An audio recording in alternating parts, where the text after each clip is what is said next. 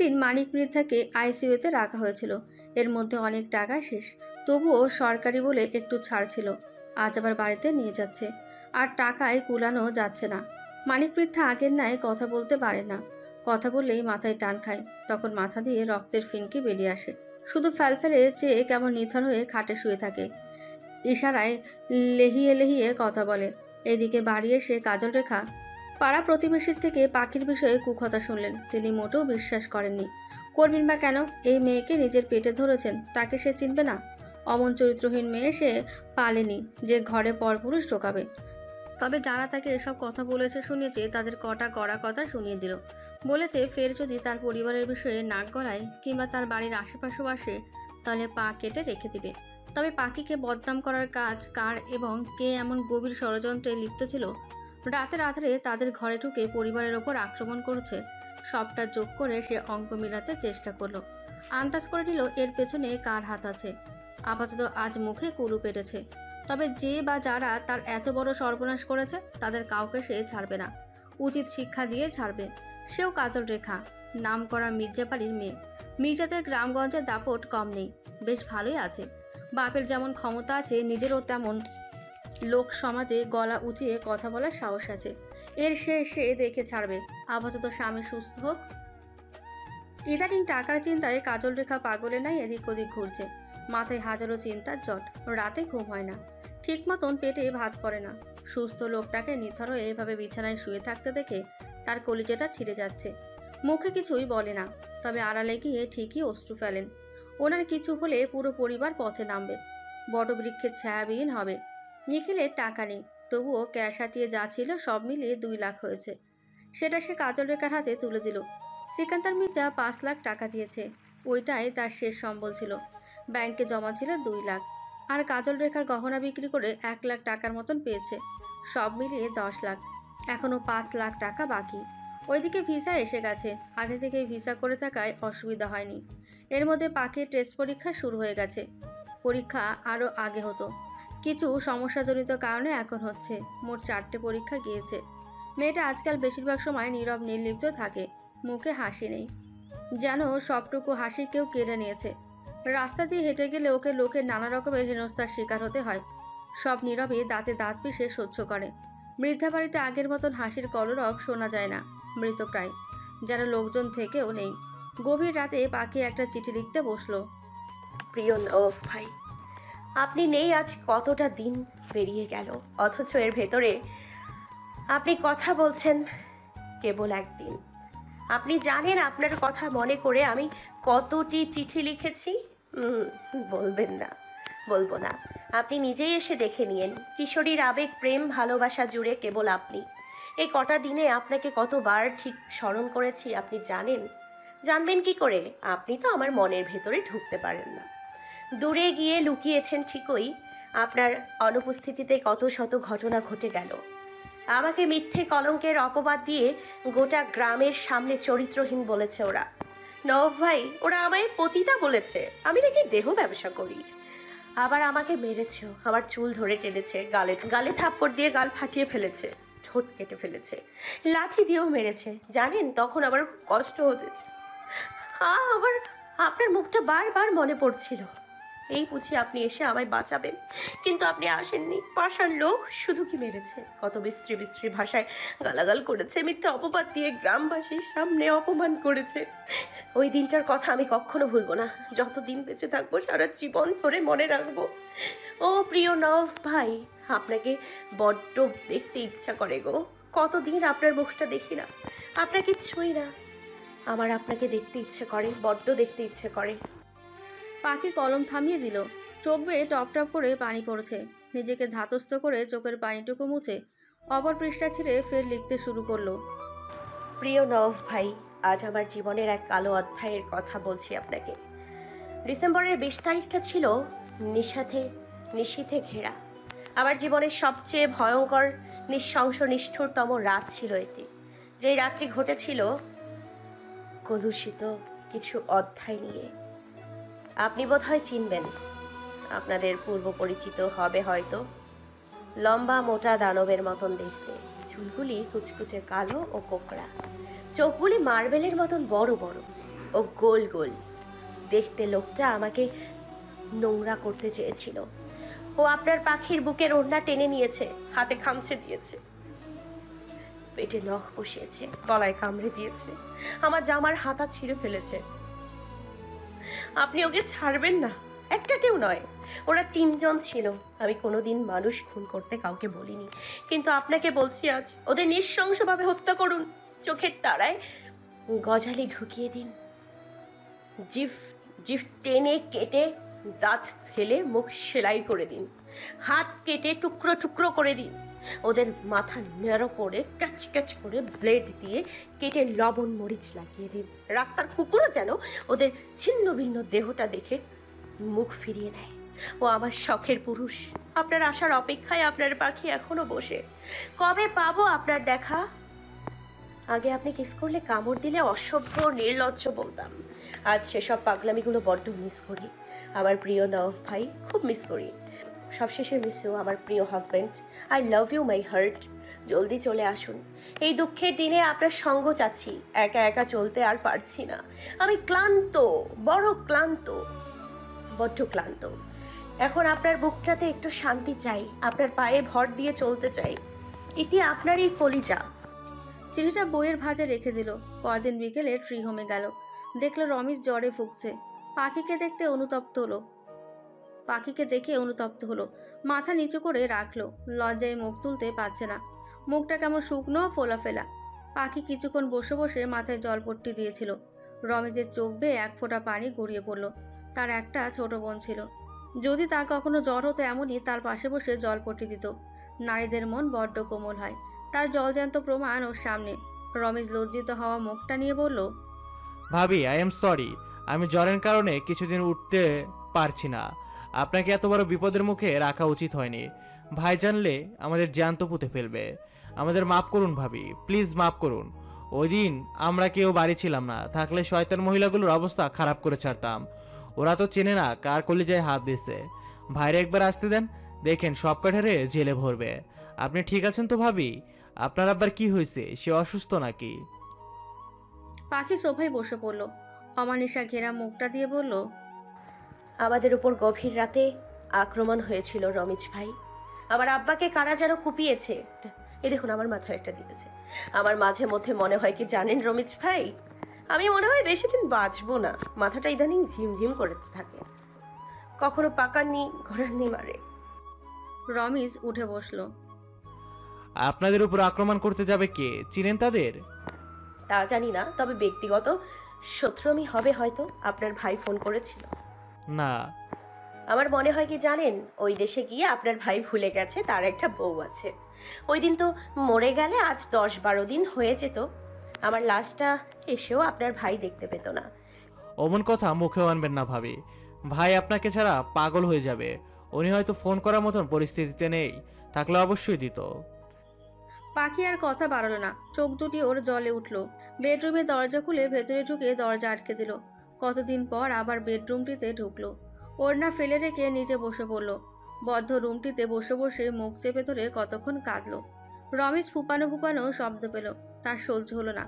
নারীদের কান্না তার মোটেও সহ্য হয় না। আর না পেরে নাওফকে কল বসালো। কল ঢুকছে না কিছুতেই। রমেশ বিরক্ত হলো, মহা বিরক্ত।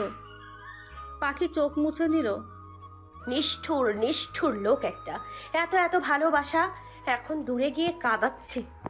আপনার ভালো হবে না, মোটেও ভালো হবে না, মনে রাখেন। চিঠির বাক্সে ওড়নায় গিট্টু দিয়ে রাখা চিঠি দুটো খুলে বাক্সে রেখে দিল। আলমারি ঘেটে দেনমোহরের চেকটা খুঁজলো, পেল না। উনি তো আলমারিতেই রেখেছিল, তাহলে কোথায় গেল? ও কতক্ষণ খুঁজলো তবুও পেল না। হতাশ হলো। কত ভেবেছিল ওই চেকটা ভাঙিয়ে টাকা দিয়ে ওরা আমাকে উপকার করবে, সেসব চলে গেল।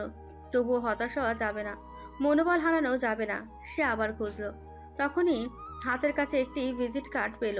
কার্ডটি উল্টে পাল্টে দেখলো, এটা তো ওই কার্ড যেটা সে কোচিং সেন্টারের বার্ষিক ক্রিয়া সাংস্কৃতিক অনুষ্ঠানে প্রথম হয়েছিল, তখন ওই লোকটা ওকে দিয়েছিল।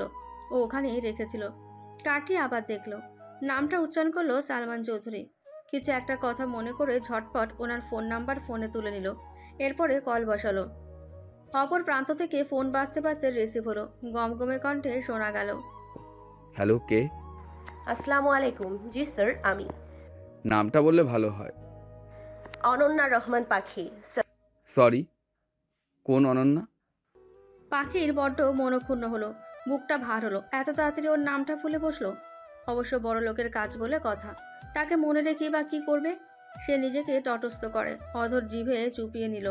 নিজেকে সংযত করে কণ্ঠের বেগ বহাল রেখে বলল, ওই যে কোচিং সেন্টারের বার্ষিক ক্রীড়া অনুষ্ঠানে যার হাতে আপনি পুরস্কার তুলে দিয়েছিলেন সেই আমি। এবার মনে পড়েছে। ও হ্যাঁ, তুমি সেই ছোট পাখি। জি স্যার। তাই এতদিন পর কি মনে করে কল দিলে?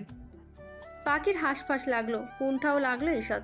তবু ওকে বলতে হবে, এখানে ওর বাবার জীবন মরণের প্রশ্ন। স্যার, আপনি যে প্রস্তাবটা তখন দিয়েছিলেন, আমি আপনার প্রস্তাবে এখন রাজি। আপনার সঙ্গে কাজ করতে চাই। বুঝে বলছো তো? তবে আমার একটি শর্ত আছে। আমাকে এই মুহূর্তে 5 লাখ টাকা দিতে হবে। সামনাসামনি কথা বললে ভালো হতো। আমি শরীয়তপুরে আছি, অ্যাড্রেস মেসেজ করে পাঠিয়ে দিচ্ছি, চলে আসো। আচ্ছা। ফোন কাটার পর পাখি একটু শান্তি শান্তি লাগলো। পরদিন দুপুর নিখিলকে নিয়ে শরীয়তপুর গেল। লোকটার ঠিকানা অনুযায়ী তাকে গিয়ে পাওয়া গেল। ওদের দেখে কাজের ছেলেটা চা বিস্কুট এসে দিয়ে গেল। লোকটার দেখা মিলল মিনিট 2 পর। ওনাকে দেখে পাখি সালাম দিল। পাখির সঙ্গে নিখিলকে দেখে ইশারায় জানতে চাইলো সালমান চৌধুরী। ছেলেটাকে? আমার কাজিন। আপন? হুম। মেইন কথায় আসি। দেখো পাখি, তোমার টাকা 5 লক্ষ লাগুক কিংবা 6 লক্ষ লাগুক, আমি দিব। বিনিময়ে তোমাকে 2 বছরের কন্ট্রাক্ট পেপারে সাইন করতে হবে। এই 2 বছরে তুমি কেবল আমার সঙ্গে কাজ করবে, অন্য কোথাও গানের রেকর্ডিং দিবে না এবং কাজও করতে পারবে না। প্রতি মাসে 10,000 টাকা করে পাবে। 2 বছর পর যেখানে খুশি সেখানে যাও, বাধা দিব না। আবার আমার সঙ্গে কাজও করতে পারবে। আমি রাজি। বুঝে বলো। আমি বুঝেই বলছি, টাকাটা আমার বড্ড প্রয়োজন স্যার। আর হ্যাঁ, আমি যদি এসএসসি পরীক্ষার পর জয়েন করি, সমস্যা আছে? না। সালমান চৌধুরী 5,10,000 টাকার একটি চেক পাখির দিকে এগিয়ে দিল। অগ্রিম তোমার বেতনও দিয়ে দিলাম। তোমার সুযোগ অনুযায়ী চলে এসো। ধন্যবাদ স্যার, বিপদের দিনে আপনি সাহায্য করলেন। থাক। লোকটা বিনিময়ে হাসলো। পাখি বের হতে হতে বলল, লোকটা প্রচুর ধূর্তমান। তোমাকে 2 বছরের কন্ট্রাক্ট পেপারে সাইন করালো, অথচ পেলি মাত্র 5 লাখ টাকা। আর তিনি 1 মাসেই তোরে দিয়া 5 লাখ টাকা ইনকাম করে ফেলবে। নিখিল ভাই, এসব এখন আর ভাবার সময় নেই। আগামীকাল তো আপনারা রওনা হবেন। আম্মা, আপনি আর নানা যান। তবে নবাব জানলে তোকে এসব করবে দিবে না পাখি। সেটা পরে আমি বুঝে নিব। ওরা ব্যাংক থেকে চেকটা ভাঙিয়ে টাকা নিয়ে বাড়ি চলে এলো। পাখি নিখিলকে বাড়ি পর্যন্ত টেনে এনেছে। এত টাকা দেখার পর ওর আম্মা যদি আবার সন্দেহ করে। কাজল রেখার হাতে টাকার বান্ডিল দিতে তিনি অবাক নজরে তাকান। নিখিল ইশারায় আশ্বস্ত করলো।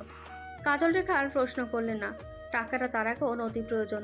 তিনি টাকার টান দেখে আরও একজনের কাছে জায়গা সম্পত্তি বিক্রি করেই দিচ্ছিলেন। রাতের ভেতরে তার টাকার প্রয়োজন ছিল, তাই জায়গা বিক্রি করতে বাধ্য হয়েছেন। রাতে লোকটা কাগজ কলম নিয়ে আসবে বলেছিল। নিখিল ওনাদের ফোন করে আসতে নিষেধ করে দিল। সকলে বৈঠকে বসে সিদ্ধান্ত নিল আগামীকাল সকাল সকাল তারা বেরিয়ে পড়বে। এরপর ঢাকা থেকে সোজা লন্ডনের ফ্লাইট ধরবে। এদিকে মানিক বৃদ্ধার অবস্থা ভালো নয়। রাতে পাখি ওর আব্বার কাছে বসলো। নিজ হাতে খাবার খাইয়ে দিল। খাবার খাওয়ার পর ওষুধ খাইয়ে দেয়। এরপরে ওনার সঙ্গে বিড়বিড় করে কথা বলে, জানো আব্বা, তোমার আর কষ্ট সইতে হবে না। তোমার টাকার জোগাড় হয়ে গেছে। এরপর তুমি আগের মতন সুস্থ হয়ে যাবে। ওর আব্বা ইশারায় কিছু ফ্যাঁস গলায় বলতে চাইল। পাখি বুঝলো ওর আব্বা 2 চোখের কোল ঘেঁষে পানি পড়ছে। পাখি বৃদ্ধা আঙুল দিয়ে মুছিয়ে দিল।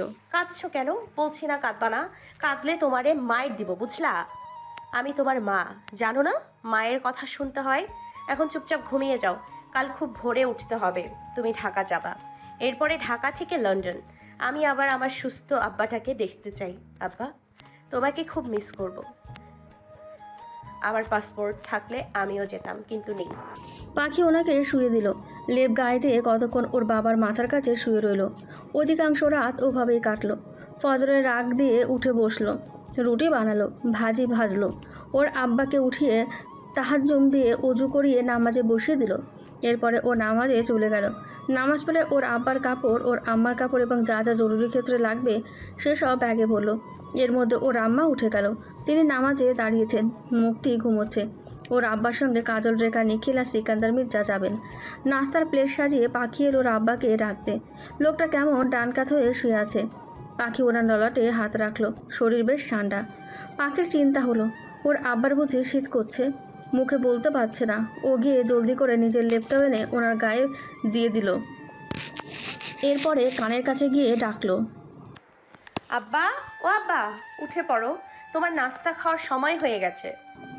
ওনার কোনো সারা শব্দ নেই। পাখি ওনার গায়ে হাত দিয়ে ঝুলিয়ে ঝুলিয়ে ডাকলো, আব্বা, ও আব্বা, উঠবা না? তোমাকে তৈরি হতে হবে তো। ওর ঝোলানোর সঙ্গে সঙ্গে ওনার মাথাটা বালিশ থেকে নিচে নেতিয়ে হেলে পড়ল। পাখি চমকে উঠল।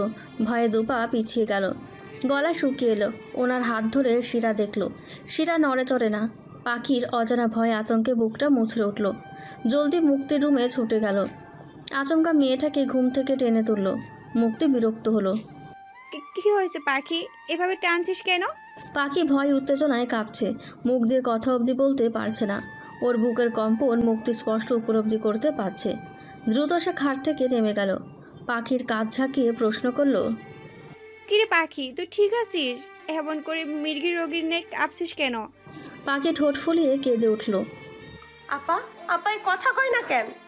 মুক্তি আঁতকে উঠল। মুখটা ফ্যাকাশে বর্ণ হয়ে গেল।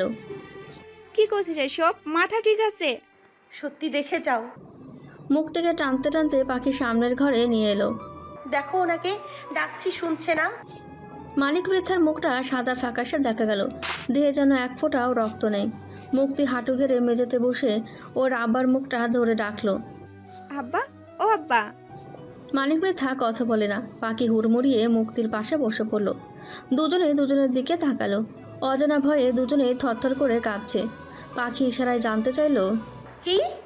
মুক্তি পাখিকে কি সান্ত্বনা দেবে? ওর নিজেরই এখন ভয়ে রীতিমতন হাত পা কাঁপছে। কাঁপা কাঁপা হাতটি নাকের কাছে নিল। মুহূর্তের মধ্যেও পিছিয়ে গেল। পুরো শরীর বরফের মতন ঠান্ডা হয়ে এলো। চোখে মুখে অবিশ্বাস। এটা হতে পারে না। আচমকা গলা ফাটিয়ে চিৎকার করে কেঁদে উঠল। পাখি নেই, আমার আব্বা নেই রে, নেই। আব্বা আমাদের পাখি দিয়ে চইলা গেছে। ও আল্লাহ, আমার আব্বারে কেন নিলা? হামগো কেন এতিম করলা? এখন কারে আমরা আব্বা করে ডাকুম? মুক্তির আহাজারি শুনে পাখি পুরোদমে স্তব্ধ হয়ে গেল। মজা করছো না তুমি আমার সঙ্গে? আমি একটু আগেও আব্বারে ফজরের নামাজে বসিয়ে দিয়েছিলাম। তোমাদের সঙ্গে কথা না বললে কি হবে? আব্বা ঠিকই আমার সঙ্গে কথা বলবে। সরো তুমি। মুক্তিকে ঠেলে সরিয়ে পাখি ওর আব্বার কানের কাছে গিয়ে ডাকলো, আব্বা, ও আব্বা, তুমি কি আমার ডাক শুনতে পাচ্ছ? তোমার পাখি তোমাকে ডাকছে। আব্বা, ওঠো তুমি। তোমাকে ঢাকা যেতে হবে তো, তোমার চিকিৎসা হবে, জলদি ওঠো, নয়তো মার খাবে কিন্তু। মানিক পিতার থেকে কোনো প্রকার উত্তর এলো না। মুক্তি পাখিকে টেনে আনলো। ওর আব্বার মুখটা ঢেকে দিল। পাখিকে বুকের সঙ্গে শক্ত করে জড়িয়ে ধরে বলল, পাগলামি কেন করছিস পাখি? আমাদের আব্বা আমাদের মাঝে নেই রে। দেখছিস না, উনি আমাদের ডাক শুনতে পাচ্ছেন না, কথা বলছেন না। পাখি মুক্তির কোনো কথাই শোনে না। সে ছুটে গিয়ে স্বাধীনকে ডেকে তোলে। স্বাধীন মেজাজ খারাপ করে রাখলো। কটা কড়া কথা শোনাতে চাইলো। তার আগেই পাখির বাহ্যিক এলোমেলো ভঙ্গিমা দেখে উঠে দাঁড়ালো। তোমায় এমন দেখাচ্ছে কেন পাখি আপা? দেখ না স্বাধীন, আব্বাকে সেই কখন থেকে ডাকছি, উঠছেই না। আমার মনে হয় কি জানোস, আব্বার বুকের ব্যথাটা আবার বেড়েছে। তুই গিয়া ফরিদ ডাক্তারে একবার ডেকে আনতো, উনি এসে একবার আব্বাকে দেখে যাক। পাখির কথার আগামাতা ওর কিছুই কানে ঢুকলো না। ওর কানে কেবল মুক্তির আহাজারির হু হু করে ঢুকে পড়ছে। কিছুক্ষণের মধ্যে কাজল রেখাও নামাজ শেষ করে হন্তদন্ত হয়ে ছুটে এলো। মানিক বৃদ্ধাকে নিথরের মতন শুয়ে থাকতে দেখে তার আর কিছুই বুঝতে বাকি নেই। তিনি হঠাৎ সেন্সলেস হয়ে পড়ে যান। ওনাকে খাটে শুয়ে স্বাধীন গেল ডাক্তার ডাকতে। ডাক্তার নিয়ে এসে দেখলো বাড়ি ভর্তি মানুষ। নিখিলও আছে। পাখি ওনাকে ফোন করে ডেকেছে। পাখির বিশ্বাস ডাক্তার এলেই ওর আব্বা আবার জেগে উঠবে, কথা বলবে। তবে তেমন কিছুই হলো না। ডাক্তার জানালেন ভোর 5:30 ওনার মৃত্যু করেছে। ওনাকে 5:20 পাখি নামাজে বসিয়ে দিয়েছিল। তার মানে ওর আব্বা নামাজের মধ্যেই মারা গেছে। পাখি কিছুতেই স্থির থাকতে পারে না। দপ করে বসে পড়ল। চুল খামচে ধরে পাগলের মতন আচার করে। আচমকা চেঁচিয়ে উঠল, এটা কিছুতেই হতে পারে না। আমার আব্বা মরতে পারে না। উনি তো আমাকে কথা দিয়েছিলেন সব সময় আমার পাশে থাকবে, আমাকে দেখে রাখবে, আগলিয়ে রাখবে। তাহলে আজ কেন লুকিয়ে পালালে আব্বা? তুমি তো চোর নও আব্বা। তবে চোরের মতন কেন লুকাচ্ছ? এমনটা করো না আব্বা, প্লিজ করো না। তুমি ছাড়া আমাকে বোঝার মতন কেউ নেই, কেউ নেই। কে ডাকবে আমায় মধুর সুরে আম্মা? ছোট মা বলে জবাব দিয়ে যাও আব্বা, জবাব তোমাকে দিতেই হবে। মানিক মিথ্যা মারা গিয়েছেন আজ 2 দিন হতে চলল। শুধু কি তিনি মারা গিয়েছেন? না, সঙ্গে কেড়ে নিয়েছে পরিবারের সকল সুখ শান্তি। তার সঙ্গেও আর একজনকে টেনে নিয়েছেন। তিনি কাজল রেখার পিতা সিকান্দার মির্জা। মেয়ে জামাইয়ের জানাজা পড়তে গিয়ে নিজেও লাশ হয়ে ঘরে ফিরলেন। একদিনে দুটো কবর, 2টো জানাজা দিতে হয়েছে। চোখের সামনে মেয়েকে বিধবা হতে দেখলে কোনো পিতা নিজেকে ঠিক রাখতে পারে? তিনিও পারেনি। এই ছোট পরিবারের মুখে খাবার তুলে দেওয়ার একমাত্র কর্তা ছিলেন মানিক বৃদ্ধা। যেভাবে হোক রোজগার করে পরিবারের অন্ন জুগিয়েছে, সংসারে যাবতীয় খরচ বহন করেছে। সে ছাড়া পরিবার আজ ছায়াহীন নিঃসঙ্গ হয়ে রইল। জানাজা দিতে যাওয়ার আগে সিকান্দার মির্জার বুক দিয়ে ব্যথা উঠছিল। তিনি প্রথম গ্রাহ্য করেননি, অবহেলায় উড়িয়ে দিয়েছিলেন। এমনকি মুখ ফুটেও কাউকে অবধি বলেননি। কাকেই বলবেন? মৃত বাড়িতে সকলে যার যার মতন ব্যস্ত। আগে থেকে ওনার হার্টের সমস্যা ছিল, তার ভেতরে হঠাৎ মেয়ে জামাইয়ের আকস্মিক মৃত্যু। দুটো মিলিয়ে তার মস্তিষ্কের ওপর জোর দিয়ে প্রখর চাপ সৃষ্টি হয়েছিল। হুটহাট আতঙ্কিত চমকপ্রদ খবর নিতে পারেন না। এই জন্য ডাক্তার তাকে সবসময় এসব থেকে বিরত থাকতে বলেছেন। সব জায়গায় যাওয়া বিরত থাকলেও মেয়ের জামাইকে তো শেষ বিদায় তারই জানাতে হতো। কাজল রেখা যখন মাটিতে গুড়িয়ে গুড়িয়ে কাঁদছিলেন, বুকে থাপড়িয়ে থাপড়িয়ে করুণ সুরে আর্তনাদ আহাজারি করে বলেছিলেন, আব্বা, উনি ছাড়া আমার কি হবে? আমার পরিবারকে কে দেখবে আব্বা? এত ছোট ছোট সন্তান নিয়ে আমি কেমনে থাকবো আব্বা? কোথায় যাব, কার কাছে যাব, কে দেখবে ওদের? আজকের পর থেকে আমার নামও যে বিধবার খাতায় উঠে গেল, সইয়ে বিধবার তকমা লেগে গেল। এমন বিভৎস মুমূর্ষু হৃদয় কাঁপানো আর্তচিৎকার আহাজারি শ্রীকান্তার মির্জার ঠিক বুকে গিয়ে ধারালো কাটার মতন বিঁধল। মেয়ের করুণ গলার আর্তনাদ, পাগলামি মোটেও তিনি সহ্য করতে পারলেন না। চিনচিন করে উঠল তার বুকটা। ঠিক ওই মুহূর্তে তার ভেতরটা কেমন ছটফটিয়ে উঠল। শরীর ঘামে চটচটে দেখা গেল, থরথর করে কাঁপছিলেন। মস্তিষ্কে চিন্তা চেতনার রহিত ব্যথায় যেন রগ ছিঁড়ে যাচ্ছিল। বুকের ব্যথা ফের বাড়ছিল। সেই ব্যথা নিয়েই মানিক মৃথার খাট কাঁধে তুলেছিলেন। জানাজার নামাজে দাঁড়াতে গিয়ে তিনি হঠাৎ মাটিতে দাঁড়ান্ত অবস্থা থেকে দপ করে নেতিয়ে পড়ে গেলেন। পানি ভর্তি মগ এনে চোখে মুখে পানি মারলেও তিনি আর ওঠেননি। এরপরে লোকজন ধরাধরি করে বাড়ি নিয়ে এলো। ডাক্তার আনার পর জানান তিনি মৃত, হার্ট অ্যাটাক করেছে। এমন একটি কথা শুনে পুরো বাড়ি জুড়ে লোকারণ্যের ভিড়। এমন হৃদয় বিদারক ঘটনা খুব কম সংখ্যক গ্রামেই ঘটেছে। শত শত লোকের চোখে অশ্রু। জামাই শ্বশুর একদিনে শেষ। কাজল রেখা ক্ষণে ক্ষণে জ্ঞান হারিয়েছেন। ছোট পাখিটার দেখে যেন প্রাণ ছিল না। অশ্রু ঝরাতে ঝরাতে সে আজ নিষ্প্রাণ, নিস্তেজ হয়ে গেল, যেন প্রাণহীন নিথর দেহ একটা। পরিবারের দুজন গুরুত্বপূর্ণ মুরব্বী সদস্য হারিয়ে বাড়ির প্রতিটি সদস্যের মুখে হাসি যেন অন্ধকার রাতের সঙ্গে মিলিয়ে গেল। শোকে সকলে কাতর ব্যথিত। রোজ হাঁড়িতে ঠিকই রান্না হয়, তবে গলা দিয়ে কারোরই ভাত নামে না। পাখির পরীক্ষা শেষ হয়েছে, ইংরেজি পরীক্ষাটা সে দিতে পারেনি। ওই দিন তার বাবা নানা একসঙ্গে মারা গিয়েছিল। আজকাল সে বেশিরভাগ সময় হ্যালুসিনেশনে ভোগে। কল্পনাতেই তার বসবাস। অর্ধেক ভাগ সময় তাতেই কাটে। উদাস উদাস উদ্বিগ্ন চিত্তে থাকে মন। রাত জাগা নিশাচর প্রাণীর মতন জেগে থাকে। 2 চোখের পাতায় ঘুম ধরা দেয় না। কেটে গেছে 1 সপ্তাহ। 7 দিন যাবৎ ডেঙ্গু জ্বরে ভুগছে। জ্বরের তোপে মুখ দিয়ে আগুন বের হচ্ছে। কাজল রেখার আগের মতন তেজদৃপ্তের রাগ নেই। কেমন নীরব হয়ে গেছেন তিনি।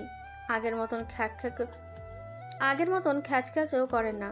প্রয়োজন ব্যতীত কোনো প্রকার কথার প্রসঙ্গও টানেন না। সারাদিন রুমে ঢুকে থাকে। রান্না বান্না যা করা 2 বোন মিলেই করে। যে যার ইচ্ছে মতন খায়। ঘরে মোট 4 জন মানুষ, অথচ ভাত রান্না করলে অধিকাংশ তা হাঁড়িতেই থেকে যায়। সময়টা ছিল দুপুরের পরে মুহূর্ত। পুকুরের পাড়ে উদাসীন হয়ে পাখি বসেছিল। ছন্নছাড়া তার বাহ্যিক ভঙ্গিমা। ঠান্ডা পানিতে ওর পা দুটি ভিজানো। শান্ত স্বচ্ছ জলের দিকে মৃগ অক্ষি দুটি স্থির। ওর থেকে খানিকটা দূরত্ব রেখে একটি সরীসৃপ সাঁতার কাটে। অথচ মেয়েটার পরাণে ভয়ডর অবধি করে না। ভয় লাগেও না। নিজেকে আজকাল মৃত প্রাণী বলেই মনে হয়। তার চারপাশে কত শত মানুষ ঘুরছে হাঁটছে, তবু নিজেকে একাকিত্ব শূন্য নিঃস্ব লাগে। নিজের অস্তিত্ব যেন নিজেই খুঁজে পায় না। ওর বাবার মুখটা সে কিছুতেই ভুলতে পারে না। বারংবার চোখের সামনে সেই নৃশংস কালো বর্বর রাতটার কথা ভাসে। ওই জানোয়ারগুলির মুখগুলি সে কিছুতেই ভুলবে না, আজীবন হৃদয়ে গেঁথে রাখবে। ওরা হচ্ছে ওর বাবার খুনি। ওরা সেদিন আক্রমণ না করলে আজ তার পিতা বেঁচে থাকতো। এদিকে তার জীবনে এত কিছু ঘটে গেল, অথচ ওই কাঠখোট্টা লোকটার একটা খবর পর্যন্ত নেই। সে আর ওনাকে নখও করেনি, করবেও না। যার তাকে প্রয়োজন পড়বে সে নিজে এসে খুঁজে নেবে কত। বিরহের বিভীষিকার বোঝা টানতে টানতে এমনিতেই সে ক্লান্ত, আর এই বোঝার ভার সে বহন করতে চায় না। যেমন চলছে চলুক, জীবনের তরি দেখা যাক কোথায় গিয়ে থামে। আসরের আজানের পর ইচ্ছে দেখা মিলল। মেয়েটার মুখটা বড্ড বিষণ্ণ। খুব কম সংখ্যকই আছে মিথ্যা বাড়িতে। আগের মতো নানাগোনা নেই। প্রয়োজন ছাড়া ওর দেখা পাওয়া চাঁদ হয়ে দাঁড়িয়েছে। মেয়েটার মুখটা আধারে ঢাকা। পাখির পাশে শানের ঘাটের উপর বসে পড়ল গিয়ে। পুকুরের স্বচ্ছ পানির দিকে তাকিয়ে লম্বা দম টানে, যেন ভেতরে কত শত ব্যথা লুকিয়ে। পাখির অমানিসায় ঘেরা মুখটা এক পলক দেখে নিল। রিনরিনে কণ্ঠে বলল, খবর জানিস কিছু? নবাব ভাই বিয়ে করতেছে। অন্যমনস্ক থাকার মধ্যেই পাখি আচমকা বিস্মিত নজরে ঘাড় ঘুরিয়ে দৃষ্টিচোরা অবাক চিত্তে ওর দিকে তাক করল। বজ্রপাত পড়ল যেন ওর গোটা মাথার ওপর। শরীরের সমস্ত শক্তিটুকু লোপ পেয়ে বসলো। শুকনো অধরচোরা তরতর করে কাঁপছে, নড়ছে। নরম জিভে শুষ্ক অধরখানি ভিজিয়ে তাচ্ছিল্য স্বরূপ বিদ্রুপ করে হাসল। ছলছল চটিনি হলো অক্ষিচোরা। নির্মূল বাণে শীতল কণ্ঠে বলল, মজা করছিস না? উনি তো দেশেই আসেনি। পাখির বিষণ্ণ ও শুকনো মুখটায় জলস্রোত দেখে ইচ্ছের বড্ড মায়া জাগলো। আহারে, মেয়েটা এই কটা দিনে কত কি হারিয়েছে, কত কষ্ট যন্ত্রণা ভোগ করেছে, কত ঝড় বয়ে গেল ওর ওপর দিয়ে। এখন আবার প্রিয় মানুষটির এমন বিরহের কষ্ট কিভাবে নেবেও, কেমনি সহ্য করবে? তবুও সত্যিটা সে খোলাসা করতে এসেছে। নিজেকে সংযত করে ইচ্ছে ফের বলে, নবাব ভাই গ্রামে ফিরেছে, আজ 1 সপ্তাহ হতে চলল। পাখি অবিশ্বাস্য অবাক নেত্রপল্লবে চাইল। ওর নবপল্লবের মতন মুখটা বিস্ময় বিস্মিতে স্তব্ধ বিমূর। এক ফোঁটা জল গড়ালো গালবে, ফের চোখজোড়া কানায় কানায় জলে ভর্তি হলো।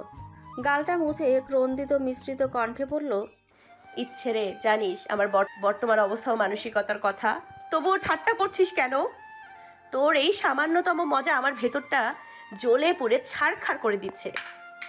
অনুরোধ, এই অবস্থায় অন্তত ফাজলামো করিস না বোন। কলিজাটা ছিঁড়ে যায়, বুকের মধ্যে গিয়ে বিষাক্ত ছুরির মতন লাগে, বুকটা ফেটে যায়। উনি গ্রামে আসবে, আমার সঙ্গে দেখা করবে না, আমি সেটা কশ্মিন কালেও বিশ্বাস করি না। সেখানে বিয়ের সাবজেক্ট তো আলাদা। ইচ্ছে খানিকটা রাগলো। এত অন্ধভক্ত মোটেও ভালো নয়। সারাদিন তো ঘরমুখো হয়ে থাকিস, বাইরের খবর জানবি কি করে? 1 সপ্তাহ যাবৎ ঘর থেকে বের হয়েছিস। উনি 1 সপ্তাহ হয়েছে গ্রামে এসেছে, পুরো 1 সপ্তাহ, ঠিক আছে।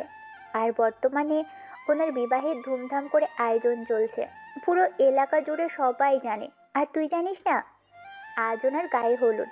এই ধর কার্ড। জানি বিশ্বাস করবি না, তাই নিয়ে এলাম। পাখির পায়ের নিচে জমিন যেন ধরফর করে কেঁপে উঠল। সমস্ত শরীর থরথর করে কাঁপছে। মাথায় গোটা আকাশটা ফেটে পড়ল। পা থেকে মাটি সরে গেল। ধীরে ধীরে ও যেন অন্ধকারের মধ্যে তলিয়ে যাচ্ছে। কষ্টের বুকে পাহাড় সমান ভারী লাগলো বুকটা। অসহায় জাতাকলে ঝাপসা হলো দৃষ্টি দুটি। সব কিছু অস্পষ্ট দেখে। কাঁপা কাঁপা হাতে বিয়ের কার্ডটি ধরল। অশ্রুতে অক্ষিপর টালমাটালে টইটুম্বর। বরের জায়গায় নওয়াব ভাইয়ের নাম লেখাটি জলজল করে জ্বলছে যেন, আর কনের জায়গায় সিমরানের নাম লেখা। আবার নওয়াব আর সিমরানের কার্টুন আকারে একটি ছবি অঙ্কন করা। অকস্মাৎ পাখির ব্যথিত যন্ত্রণায় পোড়া বুকটা দুমড়ে মুছলে উঠল। আস্ত নভটা যেন ওর মাথার ফের ভেঙে পড়ল। গলা দিয়ে একটি শব্দ পর্যন্ত বের করতে পারল না মেয়েটা। সমস্ত শরীর কেমন অবশ এলো। কথা বলার ভারসাম্য হারালো। গলদেশ অবরুদ্ধ, যেন কেউ গলাটা সযত্নে শক্ত করে চেপে ধরেছে। শ্বাস নিতে ভীষণ কষ্ট হচ্ছে। গরম গরম ঘন ঘন শ্বাস ফেলতে চাইল, কিন্তু হচ্ছে না। গলার কাছে কত শত কষ্ট, যন্ত্রণার আহাজারি আর্তচিৎকারে সে আটকে আছে। ও হা করলেই যেন সব বেরিয়ে আসবে। মেয়েটা হঠাৎ কাটতে নিয়ে হন্তদন্ত হয়ে দৌড়ে এলোমেলো খোলা চুলে ছুটে চলল সদর দরজার দিকে। দপদপ করে স্বাধীনের রুমে ঢুকে পড়ল। সোজা ওর মুখের সামনে গিয়ে কাঠটি ছুঁড়ে মারল। নেত্রের নোনা বাড়ি হাতের উল্টো পিঠে মুছতে মুছতে বলল, এটা কি ছিল স্বাধীন ভাই? এটা কি ছিল স্বাধীন? তোকে আমি কাল বিকেলেও ওনার খবর আনতে কয়েকবার পাঠিয়েছিলাম। শুধু কি কাল, আজ সকালেও তোকে বহুবার ক্লাবে পাঠিয়েছিলাম, অথচ তুই একবারও বললি না আমায় তিনি বিয়ে করতে যাচ্ছেন। আবার বলিস না এসব বিষয়ে তুই জানিস না, কিন্তু তুই নিশ্চয়ই জানতিস স্বাধীন। শুধু শুধু মিথ্যে বলিস না ভাই। অসুস্থ থাকলেও কাজির হাট বাজারে প্রতিদিন গিয়েছিলি, নিশ্চয়ই তোর জানা ছিল। স্বাধীন অপরাধীর মতন মাথাটা নত করে চুপ করে রইল। প্রত্যুত্তরে কথার প্রেক্ষাপটে উত্তর দেওয়ার মতন ভাষা খুঁজে পেল না। সেও জানতো না যদি তার বন্ধু ফোন করে নওয়াব ভাইয়ের বিয়ের কথার প্রসঙ্গ না টানত